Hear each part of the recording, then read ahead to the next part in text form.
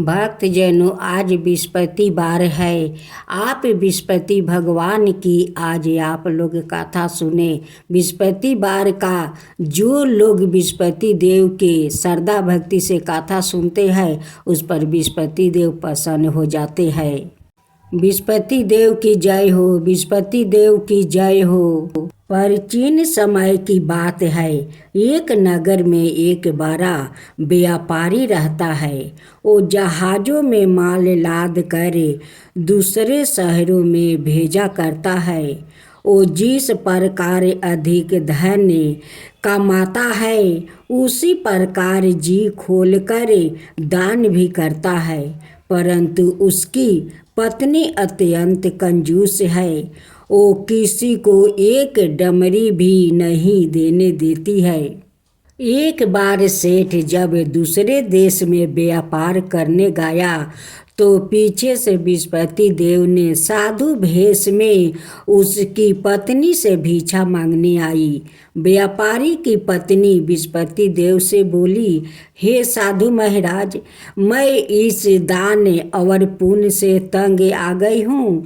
आप कोई उपाय बताइए जिससे मेरा सारा धन नष्ट हो जाए और मैं आराम से रह सकूँ। मैं यह धन लुटाता हुआ नहीं देख सकती। बृहस्पति देव ने कहा, हे देवी, तुम बड़ी विचित्र हो। संतान और धन से कोई दुखी होता है। अगर अधिक धन है तो इसे शुभ कामों में लगाया करो। कुंवारी कन्याओं का विवाह करवाओ, विद्यालय और बाग बगीचा का निर्माण करवाओ। ऐसे पुण्य कार्य करने से तुम्हारा लोक परलोक सार्थक हो सकता है। परंतु साधु की इन बातों से व्यापारी की पत्नी को खुशी नहीं हुई। उसने कहा, मुझे ऐसा धन की आवश्यकता नहीं है जिसे मैं दान दूं। तब बृहस्पति देव बोले, यदि तुम्हारी ऐसी इच्छा है तो तुम एक उपाय करना। 7 बृहस्पतिवार घर को गोबर से लिपना, अपने केश को पीली मिट्टी से धोना, केशों को धोते समय स्नान करना, व्यापारी से हजामत बनाने को कहना, भोजन में मांस मदिरा खाना, कपड़े अपने घर धोना। ऐसे करने से तुम्हारा सारा धन नष्ट हो जाएगा। इतना कहकर बृहस्पति देव अंतर्ध्यान हो गए। व्यापारी की पत्नी ने बृहस्पति देव के कहे अनुसार 7 बृहस्पतिवार वैसे ही करने का निश्चय किया। केवल 3 बृहस्पतिवार बीते थे कि उसी समस्त धन संपत्ति नष्ट हो गई और वो परलोक सिधार गई। जब व्यापारी वापस आया तो उसने देखा कि उसका सब कुछ नष्ट हो चुका है। उस व्यापारी ने अपनी पुत्री को संताना दी और दूसरे नगर में जाकर बस गया। वहाँ वो जंगल से लकड़ी काट कर लाता और शहर में बेचता। इस तरह वो अपना जीवन बिताने लगे। एक दिन उसकी पुत्री ने दही खाने की इच्छा प्रकट की, लेकिन व्यापारी के पास दही खरीदने के पैसा नहीं थे। वो अपनी पुत्री को आश्वासन देकर जंगल में लकड़ी काटने चला गया। वहाँ एक वृक्ष के नीचे बैठे अपनी पूर्व दशा पर विचार कर रोने लगा। उस समय बृहस्पतिवार था। तभी वहाँ बृहस्पति देव साधु के रूप में सेठ के पास आए और बोले, हे मनुष्य, तू इस जंगल में किस चिंता में बैठा है? तब व्यापारी बोला, हे महाराज, आप सब कुछ जानते हैं। इतना कहकर व्यापारी अपनी कहानी सुनाकर रो पड़ा।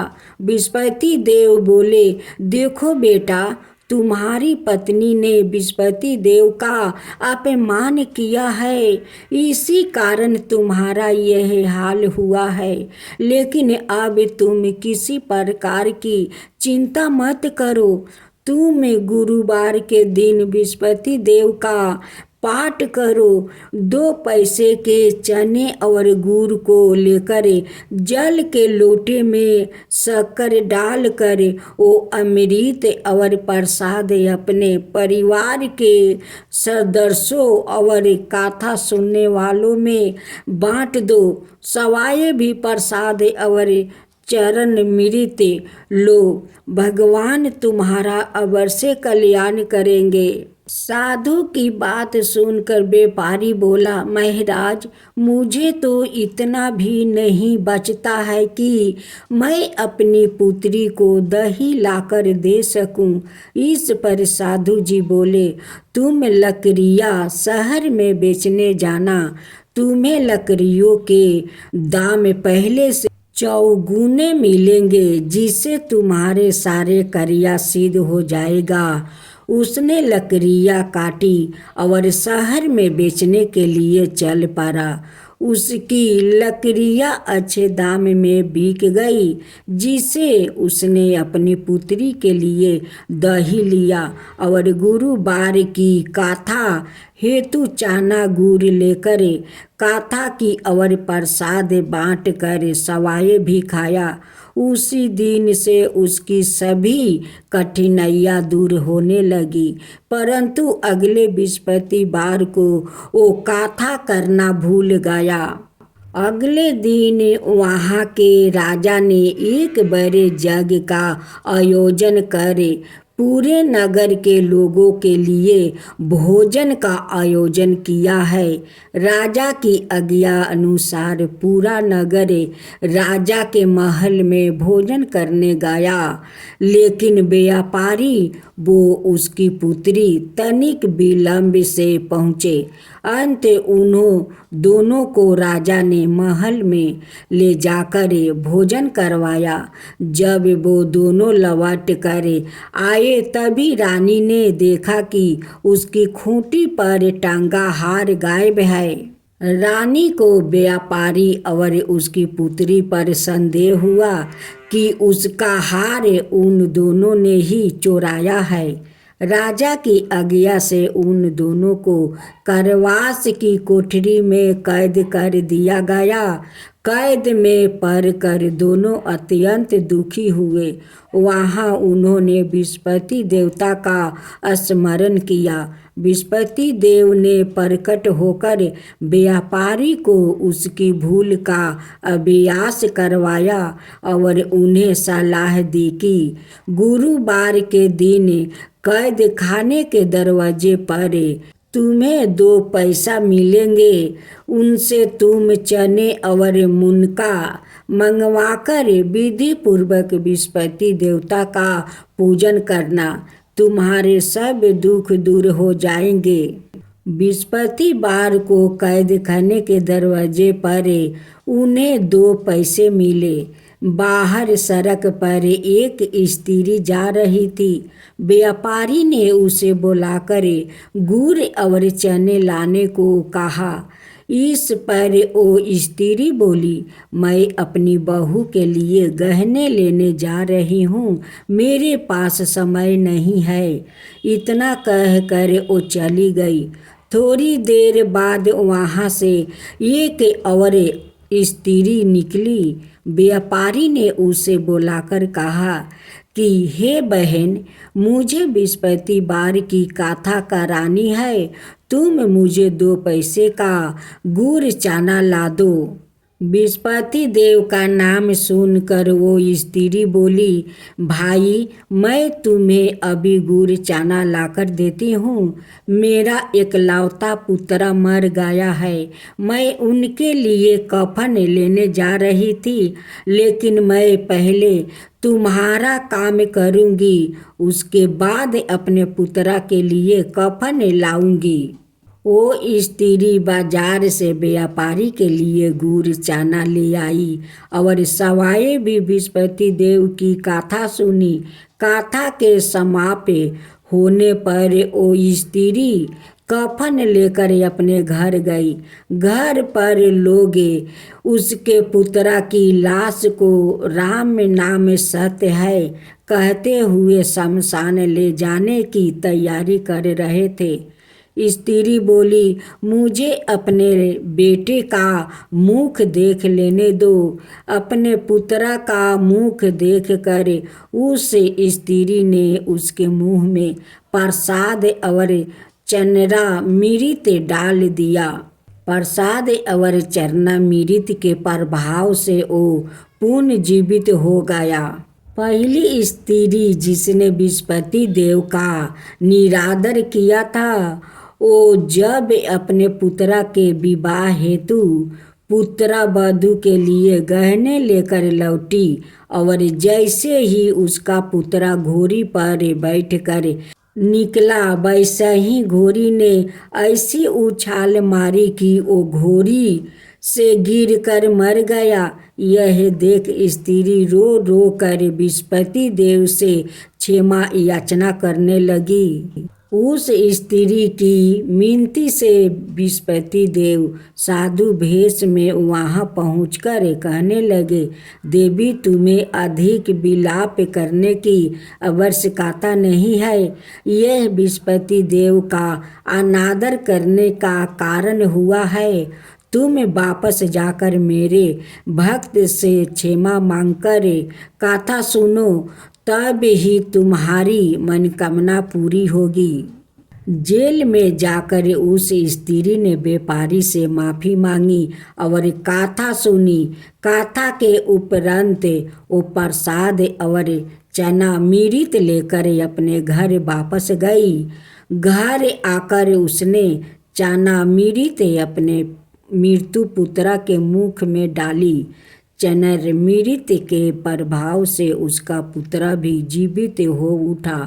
उसी रात बृहस्पति देव राजा के सपने में आया और बोले, हे राजन, तुम जिस व्यापारी और उसके पुत्री को जेल में कैद कर रखा है वो बिल्कुल निर्दोष है। तुम्हारी रानी का हार वही खूंटी पर टांगा है। दिन निकला तो राजा रानी ने हार खूंटी पर लटका हुआ देखकर राजा ने उस व्यापारी और उसकी पुत्री को रिहा कर दिया और उन्हें आधे राज्य देकर उसकी पुत्री का विवाह ऊंचे कुल में करवाकर दहेज में हीरे जवाहरात दिया। ओम जय बृहस्पति देवा, जय बृहस्पति देवा, छिन छिन भोग लगाऊं के दली फल मेवा। ओम जय बृहस्पति देवा, जय बृहस्पति देवा। तुम पुराण परिमत माँ तुम अंतर्यामी, जगत पिता जगदीश्वर तुम ही सबके स्वामी। ओम जय बृहस्पति देवा, जय बृहस्पति देवा। चरना मृत निज निर्मल सबके पातक हरता, सकल मनोरथ दायक कृपा करो भक्तो। ओम जय बृहस्पति देवा, जय बृहस्पति देवा। तन मन धन अर्पण कर जो जन शरण पारे, प्रभु प्रकट तब हो करे आकर दुआरे खरे। ओम जय बृहस्पति देवा, जय बृहस्पति देवा। दीन दयाल दया निधि भक्तन हितकारी, पापी दोष सब हरता भाव बंधन हारी। ओम जय विष्णुपति देवा, जय विष्णुपति देवा। सकल मनोरथ दायक सब संशय हरो, विषय विकार मिटाओ संतन सुखकारी। ओम जय विष्णुपति देवा, जय विष्णुपति देवा। जो कोई आरती तेरी प्रेम सहित गावे, जेठाय नंदय नंदन कर सो निश्चय पावे। ओम जय विष्णुपति देवा, जय विष्णुपति देवा। सब मिलकर बोलो विष्णुपति भगवान की जय, विष्णुपति देव की जय।